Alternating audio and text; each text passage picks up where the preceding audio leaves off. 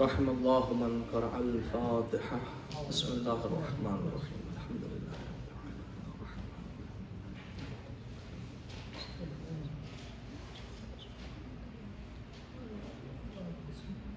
بسم الله الرحمن الرحيم.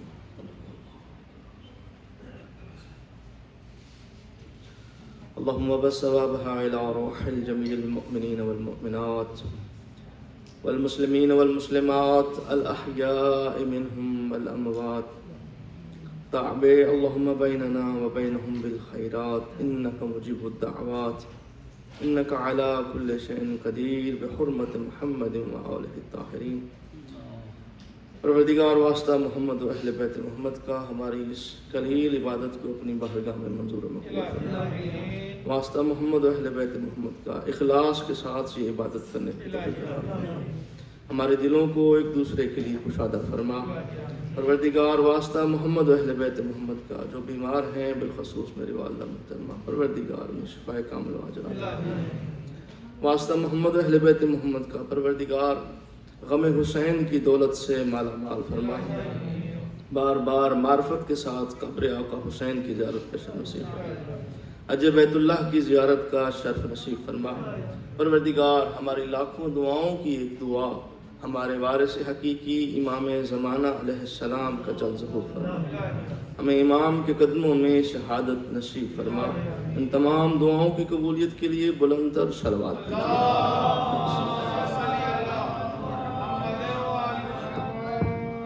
بارہ جی کا صلوات ہے جی محمد.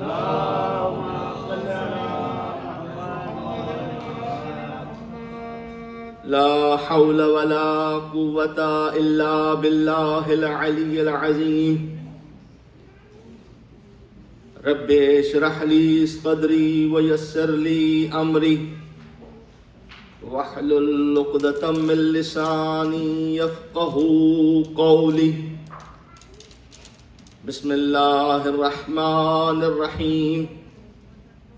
الحمد لله الذي هدانا لهذا وما كنا لنهتدي لولا أن هدانا الله.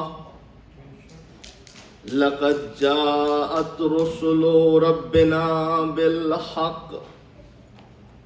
ثم الصلاة والسلام على رسوله الكريم شفیع ذنوبنا وطبیب نفوسنا مولانا ابی القاسم محمد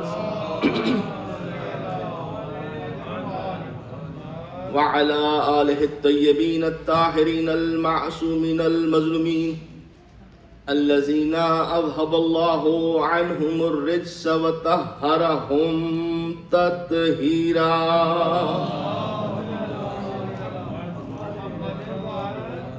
ولعنة الله على أعدائهم أجمعين من يومنا هذا إلى لقاء يوم الدين وبعد يوم الدين.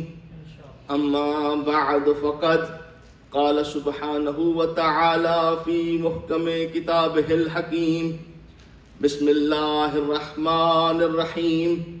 فأقم وجهك للدين حنيفا فطرة الله التي فطر الناس عليها لا تبديل لخلق الله ذلك الدين القيم ولكن أكثر الناس لا يعلمون. صلوات بر محمد.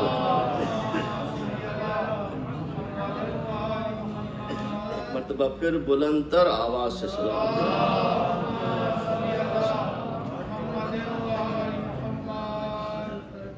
حضرات ذی وقار، محبان آل اطہار، ساکنان بزم علم و معرفت، سن 1443 ہجری انجمن مومنان سیکرمنٹو کیلیفورنیا کے زیر اہتمام عشرہ محرم الحرام کی آج 5ویں گفتگو آپ سماعت فرما رہے ہیں. موضوع گفتگو معرفت دین کے حوالے سے جو معروضات آپ کی خدمت میں پیش کر چکا ہوں، امید کرتا ہوں کہ وہ آپ کے اذہان عالیہ میں محفوظ ہوں. اسی سلسلے کو آگے بڑھاتے ہوئے مزید کچھ معروضات آپ کی اعلیٰ سماعتوں کو ہدیہ کرنا چاہتا ہوں. بس گزارش یہی ہے کہ آپ جتنی دیر میں آپ سے گفتگو کرتا رہوں آپ اپنی سماعتوں کو بیدار رکھیں گے.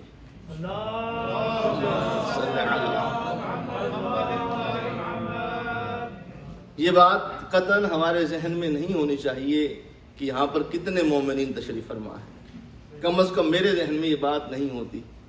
اس کی ایک وجہ ہے. وجہ یہی ہے کہ ہم حسین ابن علی کے ماننے والے ہیں، اور حسین کا ماننے والا کوانٹٹی پر غور نہیں کرتا، کوالٹی پر غور کرتا ہے. اگر یہاں 72 باقاعدہ جمع ہو جائیں تو پھر کربلا برپا ہو جاتی ہے. تو ہمیں بے شک تھوڑے میسر ہوں مگر وہی کچھ لے کر جائیں تو انشاءاللہ ہمارے لیے، ہماری عاقبت کے لیے کافی ہوگا. صلوات بھیجو محمد.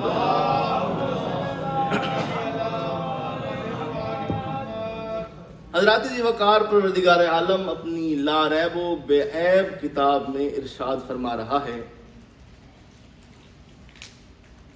کہ اے میرے حبیب آپ دین حنیف پر قائم رہیے، اور اللہ نے تمام انسانوں کو اپنی فطرت پر پیدا کیا ہے. وہ فطرت کیا ہے؟ وہ فطرت ہے دین اسلام.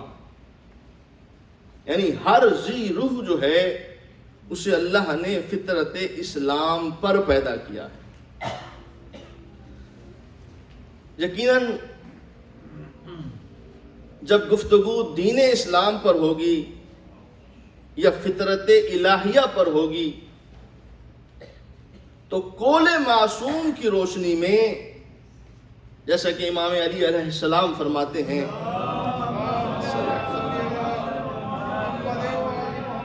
کہ فطرت اسلام کا جو پہلا زینہ ہے جسے اول دین کہا گیا ہے وہ ہے معرفت پروردگار، معرفت خدا، معرفت الہیہ. محترم سامعین، کسی بھی شے کو سمجھنے کے لیے، کسی بھی شے کی معرفت حاصل کرنے کے لیے علماء عرفان اور جو فلاسفہ کے استاد ہیں، اساتذہ ہیں، وہ فرماتے ہیں کسی بھی شے کو سمجھنے کے لیے 4 طرح کا وجود ہونا ضروری ہے. آج کی جو ہماری گفتگو ہے وہ وجود خدا پر ہوگی. توجہ فرما رہے ہیں آپ صاحبان؟ بات کوشش کر رہا ہوں کہ میں ذرا آسان انداز میں آپ کی خدمت میں پیش کروں تاکہ جو جوان ہیں ان تک بھی یہ باتیں پہنچ جائیں. کسی بھی شے کو سمجھنے کے لیے، کسی بھی شے کی معرفت حاصل کرنے کے لیے 4 وجودوں کا ہونا ضروری ہے. وہ وجود کون کون سے ہیں؟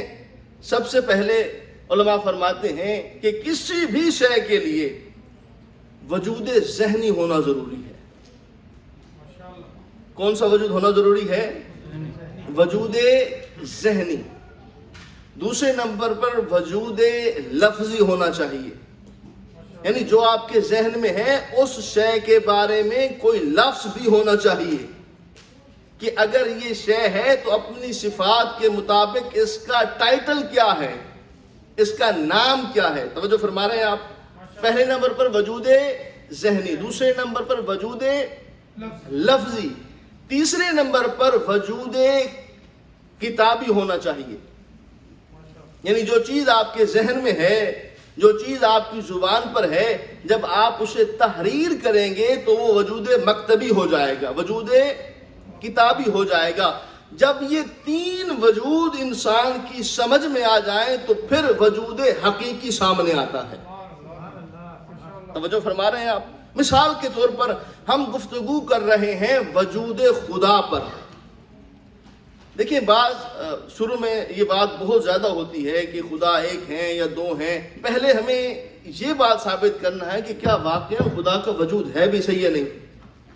جب خدا کا وجود ثابت ہوگا اس کے بعد ہم انشاءاللہ اگلی نشست میں بات کریں گے کہ کیا ایک خدا کافی ہے یا 2 خدا ہو سکتے ہیں یا 2 سے زیادہ خدا ہو سکتے ہیں. توجہ فرما رہے ہیں آپ؟ تو وجود خدا کے لیے اگر ہم اس پر بحث کریں کہ کیا وجود خدا ہے اگر وجود خدا ہے تو کیسے ہے؟ ایک سوال پیدا ہوتا ہے نا کہ اگر وجود خدا ہے تو کس طرح سے ہے؟ دیکھیں، جب انسان مثال کے طور پر ہم کسی بھی شے کا وجود اپنے تصور میں لاتے ہیں، میں یہاں پر مثال پیش کرنا چاہتا ہوں، یعنی مثال کے طور پر میں یہ کہوں کہ گلاب کا پھول، گلاب کا پھول، اب جیسے ہی میں نے گلاب کا پھول کہا، جس بندے نے اپنی زندگی میں گلاب کا پھول نہیں دیکھا ہوگا اس کے ذہن میں گلاب کا پھول نہیں آئے گا، اس نے دیکھا ہی نہیں ہے۔ ممکن ہے اس نے اور کوئی پھول دیکھے ہوں مگر گلاب کا پھول نہ دیکھا ہو۔ اب اسے کیسے سمجھایا جائے گا؟ جن افراد نے گلاب کا پھول دیکھا ہوا ہوگا، جیسے ہی میں نے کہا گلاب کا پھول، فوراً تصور میں آ جائے گا کہ گلاب کا پھول ایسے ہوتا ہے، یعنی اسے وجود تصوری، جو وجود ذہنی ہے وہ مل گیا کہ گلاب کا پھول ایسے ہوتا ہے۔ مگر جس نے دیکھا نہیں ہے، اب اسے سمجھایا جائے گا کہ گلاب کا پھول کیسے ہوتا ہے۔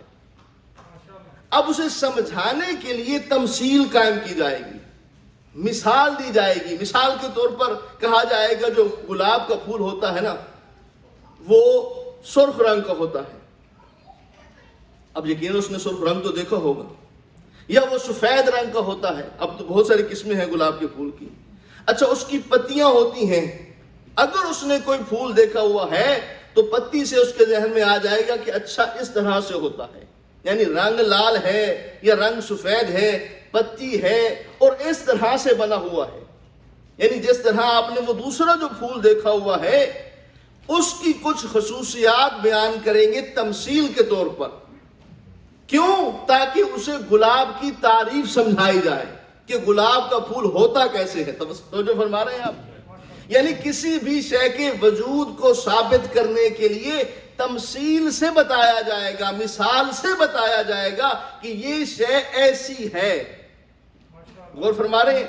پھر جب یہ شے وجود ذہنی میں آ جائے گی، آپ نے اسے زبان سے ادا کر دیا گلاب کا پھول، پھر آپ نے اسے کسی کاغذ پر لکھ دیا گلاب کا پھول، تو اب یہ تین وجود، یعنی آپ نے تمثیلات کے ذریعے سے سمجھایا کہ گلاب کا پھول ایسے ہوتا ہے۔ مگر سمجھانے کے لیے کسی پھول کا تصور پہلے ذہن میں ہو پھر مثال دی جاتی ہے۔ غور فرما رہے ہیں؟ یعنی اس شے کی کوئی نہ کوئی مثال پہلے سے موجود ہو۔ جس ذات پروردگار کے بارے میں ہم گفتگو کر رہے ہیں، آج تک کسی نے اسے دیکھا نہیں، یعنی سمجھانے کے لیے تو مثال اسی لیے دی جاتی ہے نا کہ بات کو سمجھایا جا رہا ہے۔ اب جب ہم خدا کے وجود پر گفتگو کریں گے تو خدا کو تو آج تک کسی نے دیکھا نہیں۔ اگر کوئی کسی نے دیکھا ہوتا تو بتاتے کہ ایسا ہے خدا۔ غور فرما رہے ہیں؟ یعنی جس طرح ایک پھول کو سمجھانے کے لیے دوسرے پھول کی مثال دی جاتی ہے، اب کوئی اور خدا پہلے آیا نہیں کہ جس کو کسی نے دیکھا ہو پھر اس کو دیکھ کر بتایا جائے کہ خدا ایسا ایسا ایسا ہوتا ہے۔ یعنی وہ ایسا ابدی ہے، وہ سب سے پہلا ایسا ہے کہ اس سے پہلے بھی کوئی نہیں تھا، اس کے بعد بھی کوئی نہیں ہوگا، مگر کسی نے دیکھا نہیں ہے۔ اب جو شے دیکھنے میں نہ آئے اس کے وجود کو سمجھنا بڑا مشکل ہے۔ توجہ فرما رہے ہیں؟ اسی لیے خدا کے لیے اللہ قرآن میں کہتے ہیں لیس کمثلہ شیء، اس کی کوئی مثال ہے ہی نہیں۔ جس کی مثال نہ دی جا سکے وہی خدا ہوتا ہے۔ توجہ فرما رہے ہیں؟ یعنی جو انسانی ذہن میں آ جائے، انسانی ذہن جو ہے اگر کوئی شے اس کے اندر سما جائے، جو کسی شے میں سما جائے وہ فاصلہ رکھتی ہے۔ تھوڑی سی توجہ فرمائیے گا، جو شے کسی شے میں سما جائے وہ فاصلہ رکھتی ہے۔ جو شے فاصلہ رکھتی ہے وہ یا قریب ہوتی ہے یا دور ہوتی ہے۔ جو قریب یا دور ہو، یعنی جہاں پر فاصلہ آ جائے کہ یہ شے یہاں ہے اور یہ اس کے قریب ہے، جو قریب اور دور کی نسبت رکھے وہ خدا نہیں ہو سکتا۔ اور جب شے قریب اور دور ہوگی تو وہ جگہ گھیرے گی۔ مثال کے طور پر ایک شے میرے قریب ہے، اب قریب ہے تو کتنا قریب ہے؟ جتنا قریب ہوگی اس کا کوئی نہ کوئی حجم ہوگا کہ یہ شے قریب ہے اور اتنی ہے۔ اب جب یہ کہیں گے کہ اتنی ہے تو اس کا مطلب یہ ہے کہ اس کا کوئی حجم ہے، یعنی یہاں سے لے کر یہاں تک ہے، جو یہاں سے یہاں تک ہو جائے گی وہ محدود ہو جائے گی، اور خدا محدود نہیں، خدا لا محدود ہے۔ توجہ فرما رہے ہیں آپ؟ یعنی جو شے محدود ہو جائے، جو حجم میں آ جائے، وہ محدود ہو گئی ہے، جو محدود ہو جائے وہ خدا نہیں ہے۔ لہذا خدا کو سمجھنے کے لیے پہلا زینہ یہ ہے کہ انسان اپنے ذہن میں یہ تصور میں یہ لے آئے کہ کوئی بندہ بشر تصور خدا اپنے ذہن میں نہیں لا سکتا۔ اب اسے کیسے پہچانا جائے؟ اب جو شے ذہن میں آتی نہیں ہے اس کو کیسے پہچانا جائے؟ مثال کے طور پر دیکھیں، پورے قرآن مجید کے اندر، یہ بھی ساتھ میں عرض کرتا چلو، پورے قرآن مجید کے اندر، پوری طالب علمانہ ذمہ داری سے یہ بات عرض کر رہا ہوں، پروردگار عالم نے پورے قرآن میں کہیں پر بھی اپنے وجود پر کوئی دلیل نہیں دی۔ پورے قرآن مجید کے اندر کوئی ایسی آیت نہیں جو خدا کے وجود پر دلیل ہو، خدا کے وجود پر دلیل ہو کہ اللہ نے آیت کو دلیل بنا کر پیش کیا ہو کہ یہ میرا وجود ہے۔ مگر قرآن مجید میں اللہ نے استفہامیہ انداز میں اپنے بندوں سے پوچھا ہے، اور استفہامیہ انداز کیسا ہے؟ افی شک اللہ فاطر السماوات والارض، کیا تم اس اللہ پر شک کرتے ہو کہ جو زمین و آسمان کا خالق ہے؟ توجہ فرمائیے گی پھر سے، کیا تم اس اللہ پر شک کرتے ہو جو زمین و آسمان کا خالق ہے؟ میں مثال دیتا ہوں۔ مثال کے طور پر میں یہ کہوں کہ یہ جو کرسی ہے یہ کسی نے نہیں بنائی، یہ کرسی کسی نے نہیں بنائی۔ میں سر پر 100 مرتبہ قرآن رکھوں، سر پر 100 مرتبہ قرآن رکھ کر کہوں کہ یہ کرسی خود بخود تخلیق ہوئی ہے، اب فطرت انسانی اس بات پر مجبور کرے گی کہ یہ ناممکن ہے کہ کوئی شے خود بخود بن جائے۔ توجہ فرما رہے ہیں؟ یعنی میں جتنا مرضی کہتا رہوں کہ یہ کرسی خود بخود بنی ہے، اس کا کوئی خالق نہیں ہے، یہ خود بخود خلق ہو گئی ہے، مگر فطرت انسانی مجبور کرے گی کہ نہیں، یہ ایسا ممکن نہیں ہے، چاہے جتنی مرضی میں قسمیں اٹھاتا رہوں۔ اس لیے کہ جیسے ہی کوئی شے انسان کے سامنے آتی ہے ساتھ ہی اس کے خالق کا تصور آ جاتا ہے۔ مثال کے طور پر میں یہ کہوں کہ یہ جو موبائل ہے ہمارے پاس، یہ جو موبائل میرے سامنے ہے، اس کا بنانے والا کوئی نہیں ہے، کیا آپ اس بات پر یقین کریں گے؟ نہیں کریں گے۔ وجہ کیا ہے کہ اس کے اندر اتنی ساری چیزیں ہیں، اتنا اس کے اندر سسٹم ہے، اور بہت ایک پورا جہان ہے اس کے اندر، کیسے ممکن ہے کہ یہ سارا خود بخود ہو گیا ہو؟ توجہ فرما رہے ہیں؟ ایک فلسفی جو ہے وجود خدا پر کتاب لکھ رہا تھا، بڑا ہی پریشان تھا، اس پریشانی کے عالم میں اپنی ماں کے پاس آ کر بیٹھا، اور ماں جو ہے وہ چرخہ کاٹ رہی تھی، وہ چرخہ جو ہوتا ہے جلانے والا، پہلے زمانے میں تھے، اب نہیں ہے۔ تو اس نے پوچھا، ماں نے پوچھا کہ بیٹا خیر ہے، پریشان کیوں ہو؟ کہا ماں میں کتاب لکھ رہا ہوں وجود خدا پر، اور کوئی ایسی مجھے ریزنیبل دلیل نہیں مل رہی کہ جسے میں اس کتاب میں درج کر سکوں کہ خدا کا وجود ہے۔ توجہ فرما رہے ہیں؟ اس نے کہا بیٹا یہ کون سی پریشانی والی بات ہے؟ چرخہ چلاتے چلاتے اس نے چرخہ بند کر دیا۔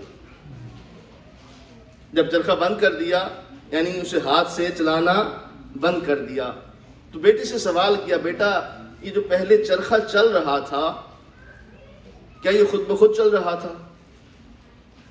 اس نے کہا نہیں، آپ چلا رہے تھے، چلا رہی تھی تو یہ چل رہا تھا۔ کہا اب یہ کیوں نہیں چل رہا؟ کہا اس لیے کہ اب آپ نے چلانا بند کر دیا ہے۔ کہا تمہاری عقل میں اتنی بات نہیں آتی کہ یہ ایک معمولی سا چرخہ بغیر چلانے والے کے نہیں چل رہا، یہ پورا نظام کائنات بغیر چلانے والے کے کیسے چل سکتا؟ کہ اگر اس کائنات کو اللہ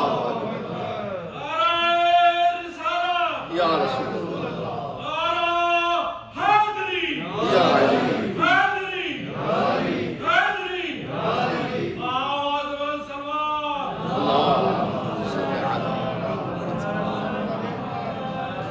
توجہ فرما رہے ہیں نا، وہ پروردگار اپنی صفات کے ذریعے سے، محرکات کے ذریعے سے پہچانا گیا ہے، اور کمال ہے اس عبد کے لیے، یہ بڑی ہی فضیلت کی بات ہے اس عبد کے لیے کہ جو معبود کی پہچان کا ذریعہ بن گیا۔ یہ کسی بھی عبد کے لیے بڑے مقام اور منزلت کی بات ہے کہ اس کی ذات خدا کی معرفت کا ذریعہ بن گئی ہو۔ اور یہاں پر مجھے شہید محسن نقوی کا ایک جملہ یاد آ رہا ہے، وہ فرمایا کرتے تھے، امیر المومنین کی تعریف میں فرمایا کرتے تھے کہ جس کا چہرہ دیکھ کر کافر کو بھی اللہ یاد آ جائے اسے علی کہتے ہیں، کہ جس کا چہرہ دیکھ کر کافر کو بھی اللہ یاد آ جائے اسے علی کہتے ہیں۔ سامعین گرامی قدر، پوری کائنات نے اللہ کو پہچانا اسباب کے ذریعے سے۔ پوری کائنات نے اللہ کو کیسے پہچانا؟ اسباب کے ذریعے سے۔ میں اس کو ذرا اور آسان کر دیتا ہوں۔ مثال کے طور پر حضرت آدم آئے، حضرت نوح آئے، 1,24,000 انبیاء۔ جب بھی کسی نبی سے پوچھا گیا، کیونکہ ہر نبی نے آ کر یہی کہا کہ قولوا لا الہ الا اللہ، سب سے بڑا جو یونیک میسج تھا تمام انبیاء کا یہی تھا کہ اس اللہ کو وحدہ لا شریک مانا جائے، وہ اللہ جو ہے ہمارا معبود ہے۔ سب کا ایک ہی نعرہ تھا، قولوا لا الہ الا اللہ۔ یہی کام حضرت آدم نے کیا، یہی حضرت نوح نے کہا، یہی حضرت موسیٰ و عیسیٰ نے کہا۔ جب انبیاء خدا یہ دعویٰ کرتے تھے، لوگوں کو سمجھاتے تھے کہ آپ ایک اللہ پر ایمان لائیں، تو لوگ ان سے سوال کرتے تھے کہ جس اللہ کو منوانے کے لیے آپ ہمیں کہہ رہے ہیں، اس کے لیے آپ کے پاس دلیل کیا ہے؟ توجہ فرما رہے ہیں؟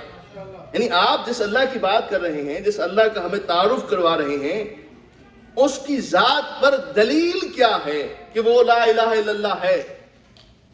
اب یہاں پر دو طریقے ہیں، یا تو نبی خدا معجزہ دکھاتا، کیونکہ بہت سارے لوگ معجزات کے ذریعے سے ایمان لاتے تھے، یا پھر نبی خدا یہ فرماتے ہوئے نظر آتے ہیں کہ دیکھو یہ جو مشرق سے سورج نکل رہا ہے اور مغرب میں غروب ہو رہا ہے، کوئی ہے جو اسے مشرق سے نکالتا ہے اور مغرب میں غروب کرتا ہے، جو یہ کام کرتا ہے وہی خدا ہے۔ حضرت ابراہیم کا قصہ قرآن میں موجود ہے کہ جب پوچھا گیا انہوں نے یہ دلیل دی کہ میرا رب وہ ہے جو سورج کو مشرق سے نکالتا ہے، مغرب میں غروب کرتا ہے۔ یعنی اس انداز میں کائنات کے ذریعے سے انبیاء نے خدا کے وجود پر دلیل دی کہ کوئی محرک ہے، یہ نظام کائنات ایسے نہیں چل رہا، مگر واحد ذات ہے، ذات مصطفیٰ۔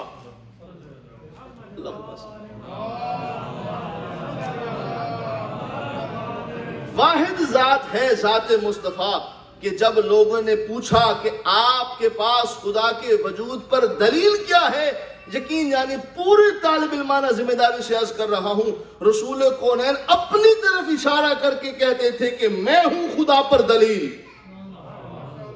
اس لیے کہ رسول کونین کا خود وجود ذات خدا پر دلیل ہے۔ آپ آگے دیکھتے ہیں، پیچھے نہیں دیکھ سکتے، آپ چلتے ہیں بادل سایہ نہیں کرتا، اگر آپ سے 5 فٹ بڑا بھی کوئی بندہ ساتھ چل رہا ہو، جب ساتھ چل رہا ہو تو چھوٹا لگنے لگے۔ توجہ فرما رہے ہیں آپ؟ یعنی ہزارہا کی تعداد میں ایسے معجزات ہیں جو خود رسول اللہ کے پیکر میں موجود تھے۔ جتنے بھی سابقہ انبیاء گزرے ہیں، معجزات ان کے پیکر جسمانی میں موجود نہیں تھے۔ مثال کے طور پر حضرت موسیٰ اور ہیں، ان کا عصا اور ہے، یعنی جو معجزہ ہے وہ ان کی ذات سے جدا ہے، ان کی ذات کے اندر معجزہ نہیں ہے۔ موسیٰ کو علیحدہ کر دیا جائے اور عصا جو ہے علیحدہ کیا جائے تو معاملہ سمجھ میں آ جاتا ہے کہ حضرت موسیٰ اور ہیں، عصا اور ہے، مگر واحد ذات ہے، ذات رسول خدا، کہ سر سے لے کر پیر تک پورے کا پورا وجود ذات خدا پر دلیل ہے۔ توجہ فرما رہے ہیں آپ؟ صلوات محمد و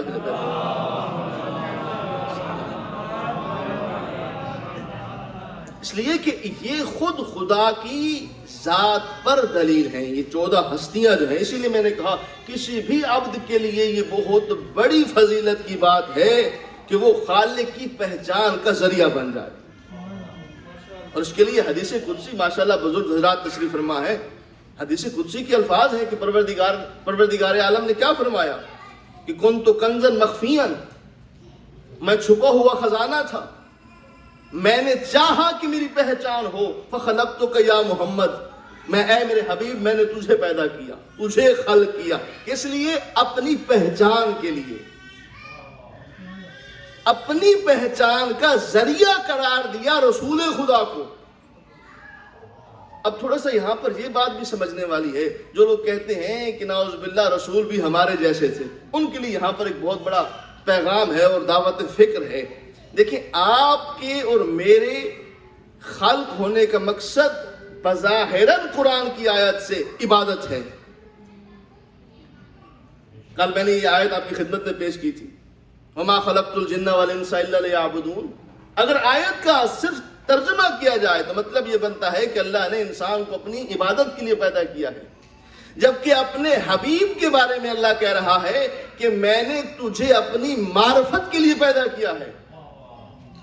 یعنی یہاں پر مقصد تخلیق میں فرق آ گیا ہے. آپ اور میں پیدا ہوئے ہیں عبادت کے لیے، مصطفیٰ خلق ہوئے ہیں معرفت کے لیے. میں کہتا ہوں جب مقصد تخلیق ایک نہیں ہے، ذات ایک کیسے ہو سکتی ہے؟ اور فرما رہے ہیں آپ، یعنی مقصد تخلیق جب ایک جیسی نہیں ہے تو پھر ذات ایک جیسی کیسے ہو سکتی ہے؟ صلوات بھیجے محمد و اہل بیت. توجہ فرما رہے ہیں نا آپ صاحبان، یعنی یہاں پر مقصد تخلیق ہی مختلف ہے. مصطفیٰ کو خلق کرنے کا مقصد رب کی نگاہ میں اور ہے، ہمیں خلق کرنے کا مقصد رب کی نگاہ میں اور ہے. ہم اللہ کو پہچانتے ہیں محمد و آل محمد کے ذریعے سے. توجہ فرما رہے ہیں؟ یا جو کائنات ہمارے سامنے ہے، ہم سورج کو دیکھیں گے، ذہن میں خیال آئے گا کوئی ہے جو سورج کو چلا رہا ہے. ہم ستاروں کو دیکھیں گے، ذہن میں تصور میں یہ بات آ جائے گی کوئی ہے طاقت جس نے ان ستاروں کو پیدا کیا ہے. زمین و آسمان جو کچھ آپ کی نگاہوں کے سامنے ہے، ہر شے وجود خدا پر دلیل ہے کہ کوئی ہے جس نے اس کائنات کو خلق کیا ہے. جب ایک عام چھوٹا سا چرخہ بغیر چلانے والے کے نہیں چلتا، جب ایک چھوٹا سا موبائل بنانے والے کے بغیر نہیں بن سکتا. توجہ فرما رہے ہیں آپ؟ یعنی آپ اپنے ارد گرد چھوٹی چھوٹی اشیاء کو دیکھیں، ہر شے کا کوئی نہ کوئی خالق ہے. تو کیسے ممکن ہے کہ ہر چھوٹی سی چھوٹی شے بھی جو ہے کسی خالق کی محتاج ہو اور یہ کائنات کسی خالق کی محتاج نہ ہو؟ یہ کائنات جو ہے خود بخود وجود میں آ گئی. اور صلوات بھیجے محمد و اہل بیت. تو پروردگار عالم نے اپنے وجود پر دلیل اس انداز میں دی. یہ نہیں کہا کہ ہاں میرا وجود ہے، جس طرح میں نے مثال آپ کے سامنے پیش کی کہ میں یہ کہوں کہ یہ کرسی ہے مگر اس کا خالق نہیں. اللہ نے بھی یہی کہا کہ اس اللہ پر شک کرتے ہو جو زمین و آسمان کا خالق ہے. یعنی آپ زمین و آسمان کی خلقت کا انکار نہیں کر سکتے، وجود کا انکار نہیں کر سکتے. جب اس کے وجود کا، آسمان کے، زمین کے وجود کا انکار نہیں کر سکیں گے تو پھر اس کے خالق کا انکار بھی ناممکن ہو جائے گا. تو یہ محرکات جو ہیں یہ وجود خدا پر دلیل ہیں. اب یہاں پر ایک بہت بڑا سوال ہے. وہ سوال یہ ہے کہ اگر واقعاً اللہ ہے تو وہ نظر کیوں نہیں آتا؟ اگر اللہ ہے، سوال ذہن میں پیدا ہوتا ہے نا کہ آخر اگر اللہ ہے تو اسے نظر بھی آنا چاہیے. یہ جو جتنے بھی افراد ہیں جو خدا پر یقین نہیں رکھتے وہ یہی بیان کرتے ہیں کہ اگر وہ ہوتا تو نظر ضرور آتا.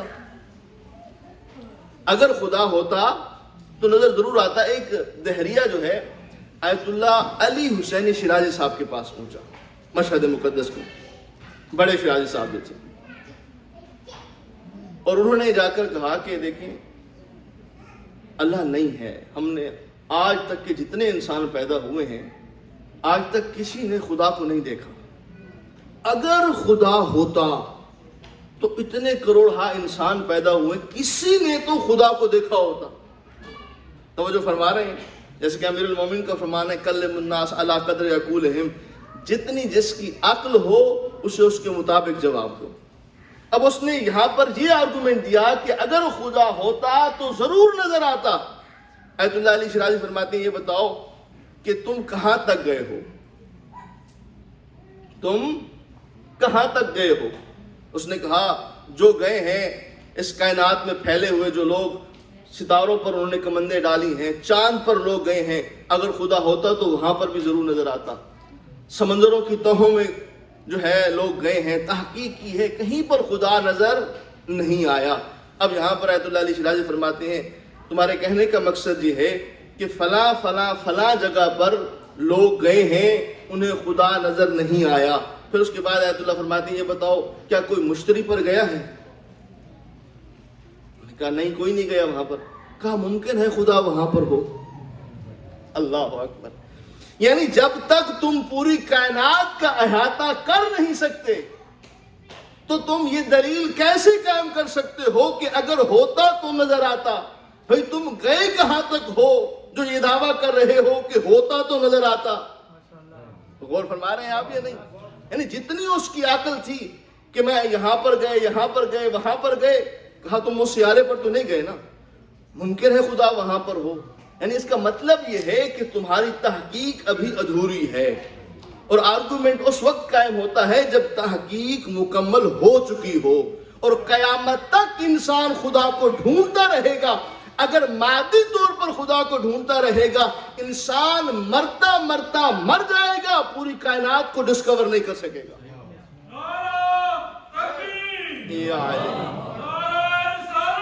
یا رسول اللہ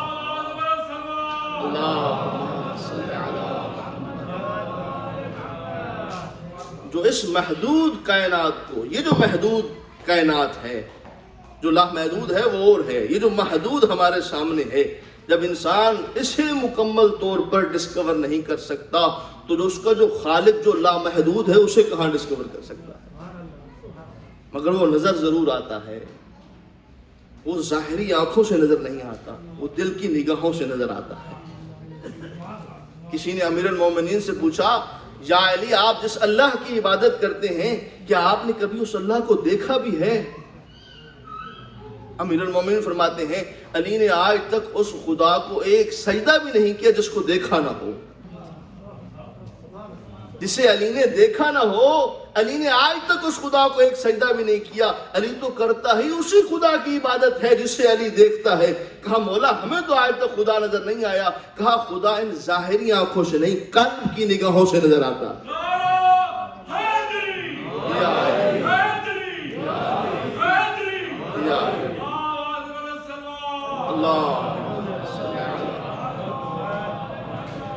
توجہ فرما رہے ہیں نا آپ صاحبان. اور یہ جو اب آخری بات ہے آج کی اس گفتگو میں، اس واقعے کو ضرور یاد رکھیے گا، بالخصوص یہ بچوں کے بہت کام آئے گا کہ اگر خدا ہے تو نظر کیوں نہیں آتا؟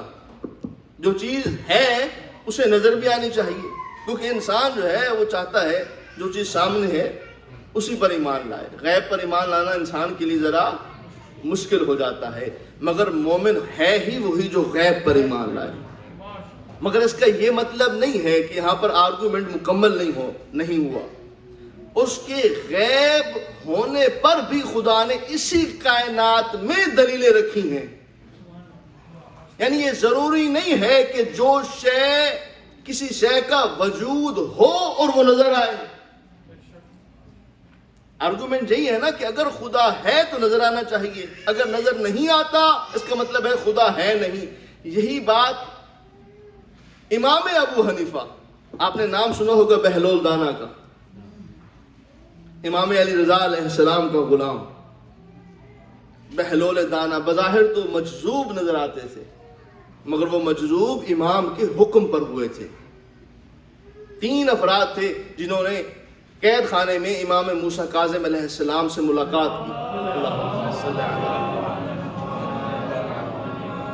ان کا نام ہے عمرو بن وہب. مگر پہچانے جاتے ہیں بہلول دانا کے نام سے۔ ملاقات کے بعد چونکہ حالات اس کشیدہ تھے، اس قسم کے حالات تھے کہ جب ملاقات ہو رہی تھی تو اوپر لوگ موجود تھے، لہٰذا امام نے ایک کاغذ پر لفظ جیم لکھ کر دے دیا۔ اب 3 افراد تھے، باہر نکلے، آپس میں مشورہ کیا، سب نے اس کا الگ الگ مطلب لیا کہ امام کیا کہنا چاہتے ہیں۔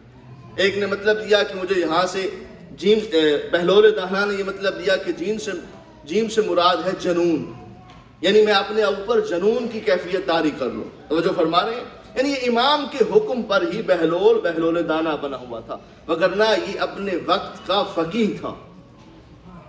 بہلول دانا اپنے وقت کے بہت بڑے فقیہ تھے، مگر امام کے حکم پر مصلحت خدا یہی تھی۔ المختصر، کچھ لوگوں نے قاضی کی بارگاہ میں یہ شکایت کی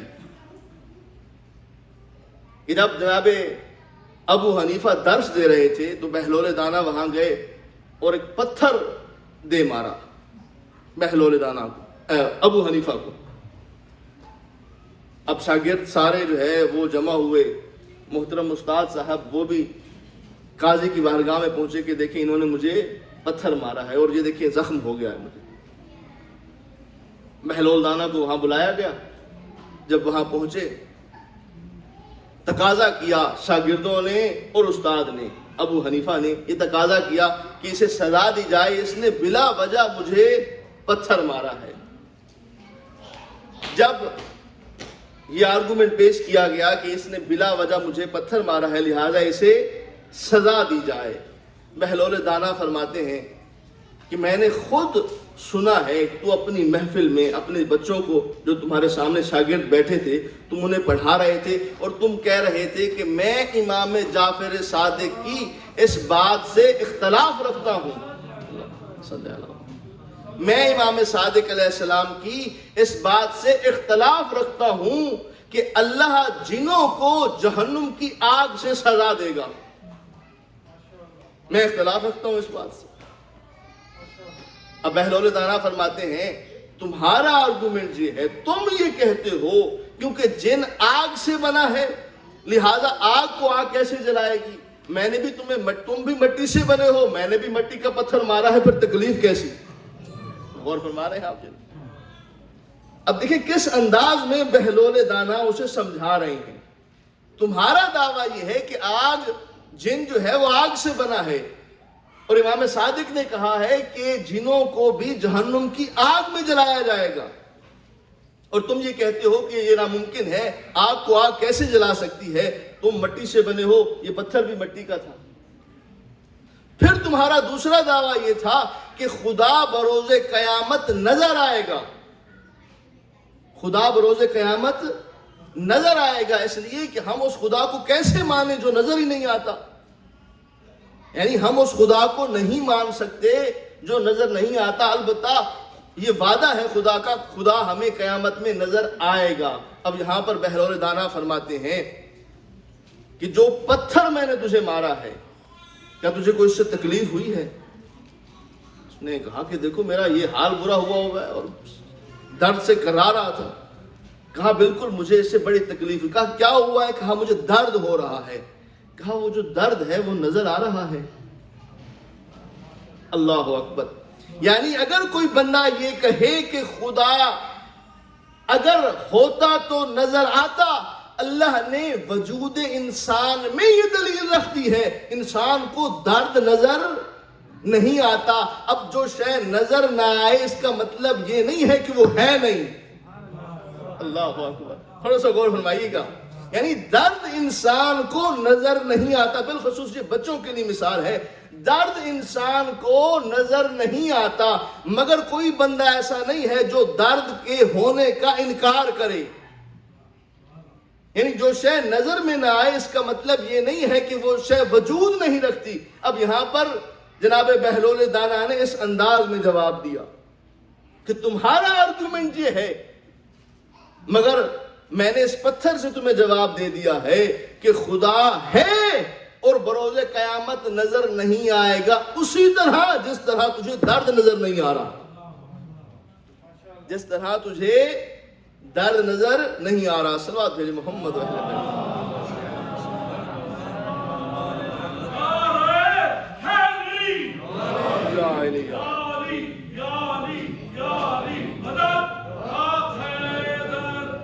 اور تیسرا اور آخری آرگومنٹ کہ تم یہ کہہ رہے تھے ابھی قاضی کے سامنے یہ مطالبہ کر رہے ہو کہ مجھے سزا دی جائے. میں یہ سوال کرتا ہوں کہ مجھے کس بات پر سزا دے رہے ہو، جبکہ تم اسی درس میں اپنے بچوں کو یہ پڑھا رہے تھے کہ ہر خیر و شر اللہ کی طرف سے ہے. انسان کوئی کام اپنی مرضی سے نہیں کرتا، جو بھی پتا ہلتا ہے وہ اللہ کی مرضی سے ہلتا ہے. اگر تم یہ بات کرتے ہو تو میں نے تو تمہیں نہیں مارا، خدا کی رضا ہی یہی تھی، اب سزا کس بات کی دلواتے ہو؟ یعنی میں نے یہ کام خود سے نہیں کیا، یہ کام مجھ سے اللہ نے کروایا ہے. اگر اللہ نے کروایا ہے تو پھر تم سزا کے لیے کس لیے دعوے دار ہو؟ اس انداز میں یا تو اہل بیت کا در تھاما جائے یا اہل بیت کے غلاموں کا در تھاما جائے، تبھی انسان کو معرفت توحید ہو سکتی ہے. اس در کے سوا اور کوئی در نہیں ہے کائنات میں جو انسان کو معرفت توحید کرا سکے. یہ فقط گھرانہ اہل بیت کا گھرانہ ہے. صلوات بھیج محمد.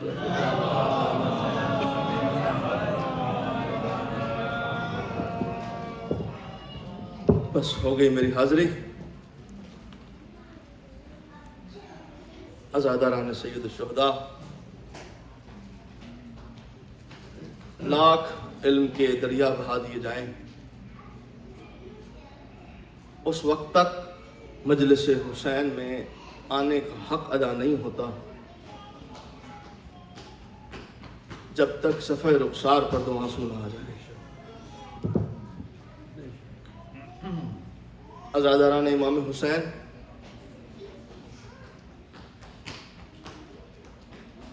آج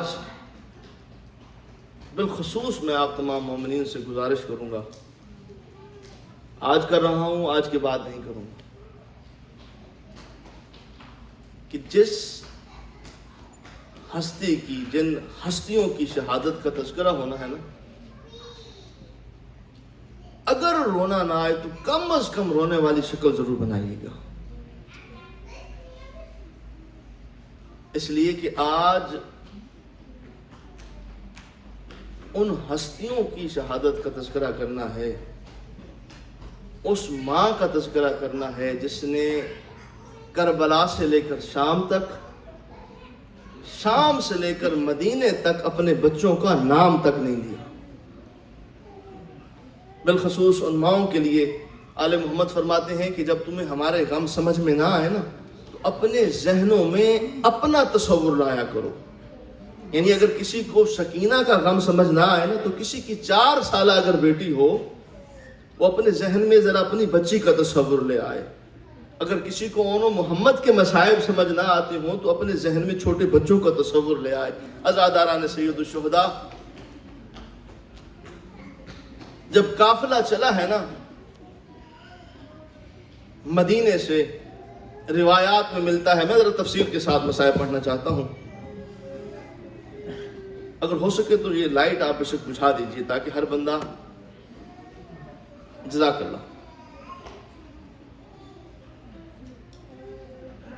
جب قافلہ چلا ہے نا مدینے سے، روایات میں ملتا ہے کہ 7 کلومیٹر کے فاصلے پر آقا حسین نے پہلا پڑاؤ ڈالا. جب پہلا پڑاؤ ڈالا،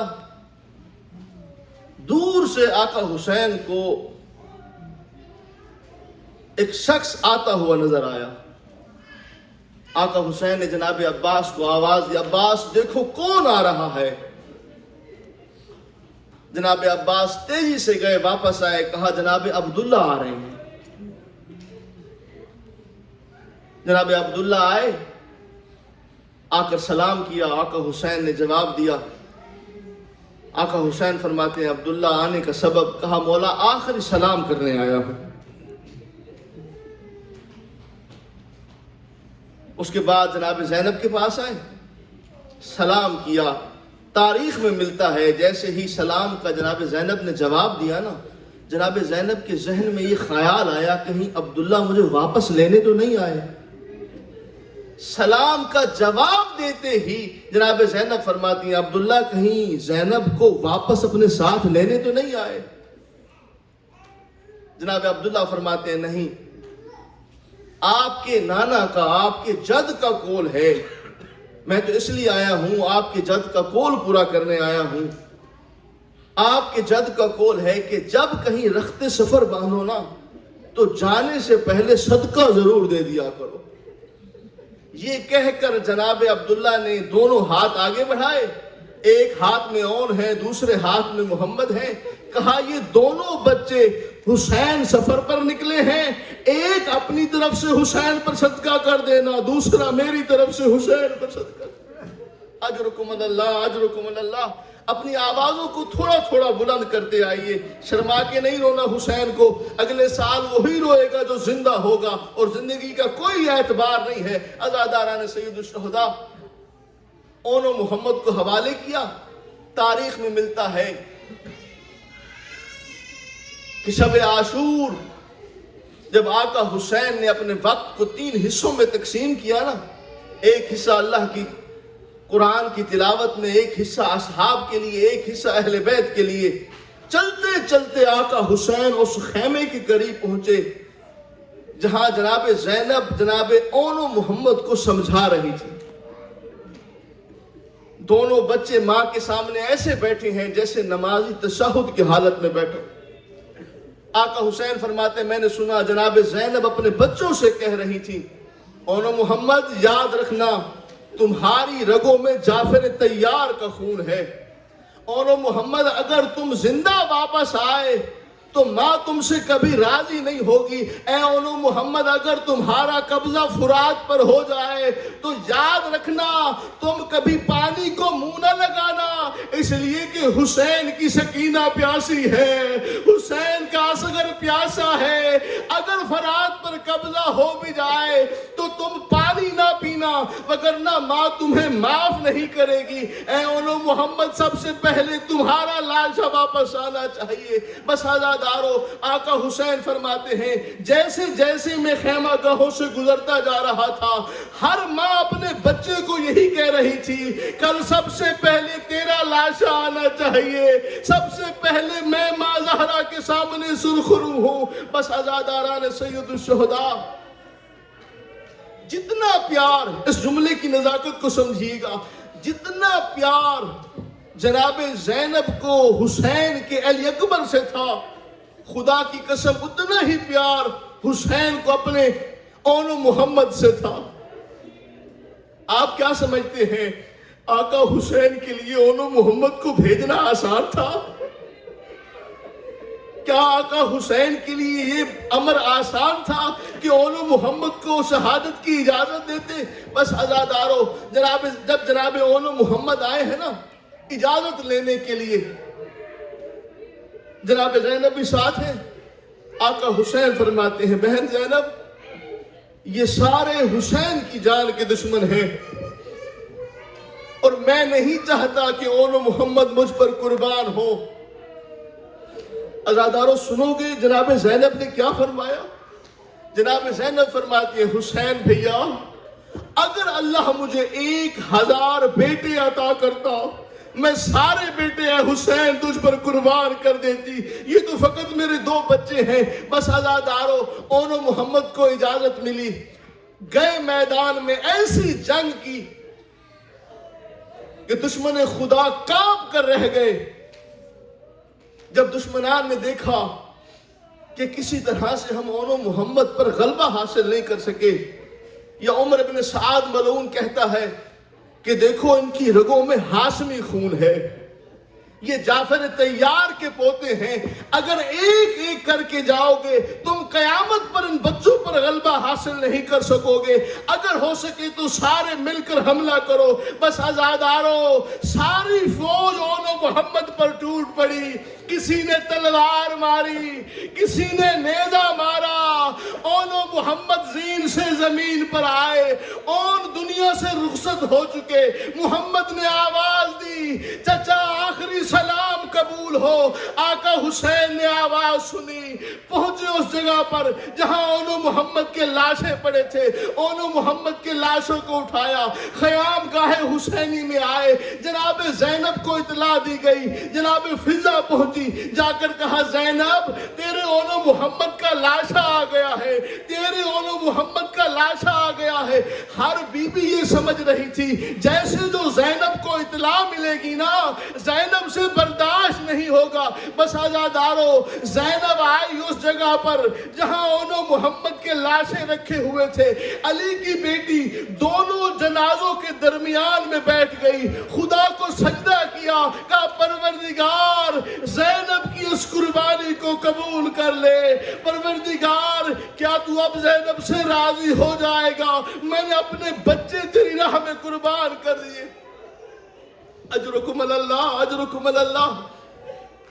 بیبیوں نے پرسہ دینا شروع کیا، بس ایک ہی جملہ کہتی تھی، میں نے حسین پر اپنے بچے قربان کر دیے، میرے اونو محمد کا تذکرہ نہ کرو، حسین پر قربان ہو گئے ہیں۔ خدا کی قسم روایات میں ملتا ہے جب قافلہ چلا ہے نا 11 محرم کو، راستے میں جناب حر کا ایک 7 سالہ بیٹا امام زین العابدین کے پاس آیا، آ کر کہا مولا میں حر کا بیٹا ہوں۔ جناب زینب یہ منظر دیکھ رہی تھی، وہ بی بی جس نے کربلا کے ہر شہید کو اس کی ماں کو پرسہ دیا، جب بھی کوئی شہید ہوتا تھا مستورات کو جناب زینب پرسہ دیتی تھی، تیرے بیٹے کے بڑے ارمان ہیں، ساروں کے غم میں برابر شریک رہی۔ جب سنا نا کہ حر کا بیٹا آیا ہے، جناب زینب فرماتی ہیں کہ اگر ہو سکے، جناب فضا کو بھیجا کہ اگر ہو سکے تو ذرا حر کے بیٹے کو میرے پاس لے آؤ۔ حر کا بیٹا قریب آیا، کہا تمہاری ماں کہاں ہے؟ کہا میری ماں وہاں موجود ہے۔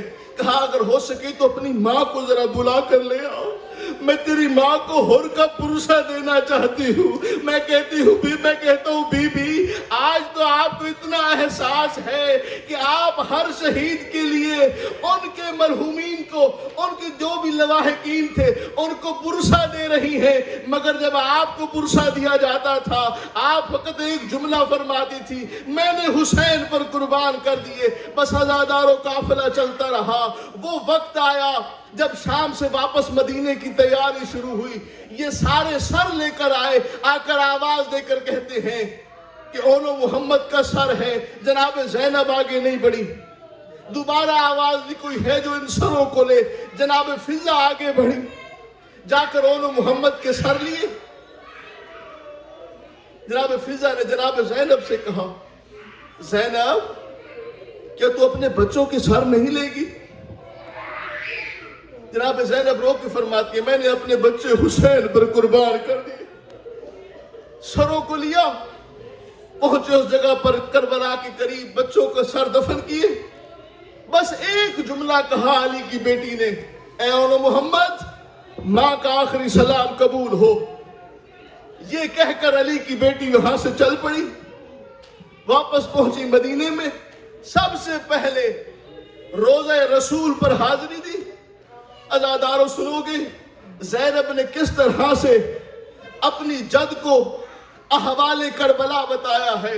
کبھی کہتی تھی نانا مصطفیٰ اکبر مارا گیا، نانا مصطفیٰ قاسم کی لاش کے ٹکڑے ہو گئے، نانا مصطفیٰ اصغر بھی مارا گیا، ساروں کے نام لے لے کر بتاتی رہی۔ پھر آئی اپنی ماں کی قبر پہ، عزاداران سید الشہداء، اگر بیٹی بہت درد بھری ہونا،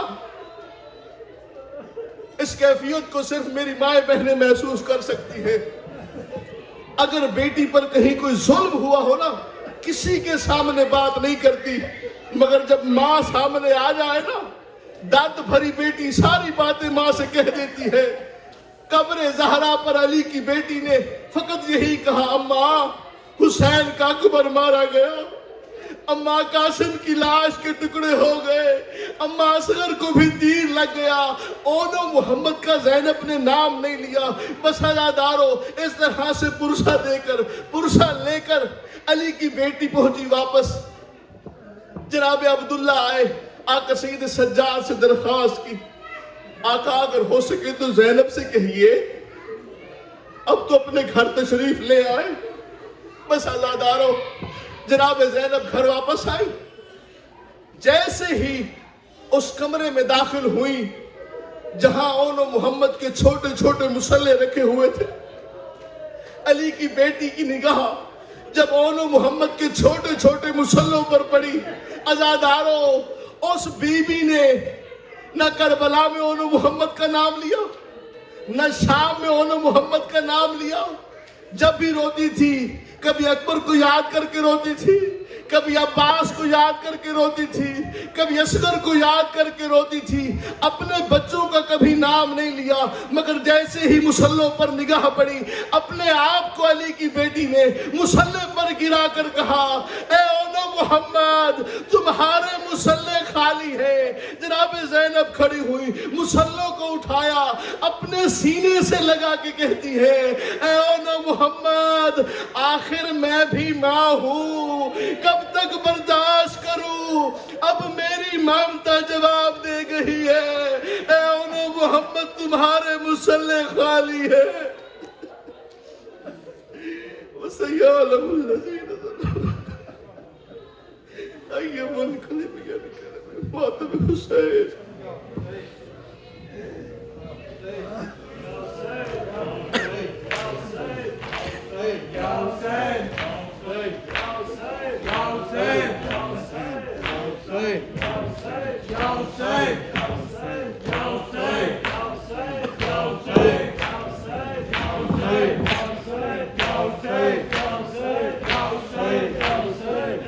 Hey!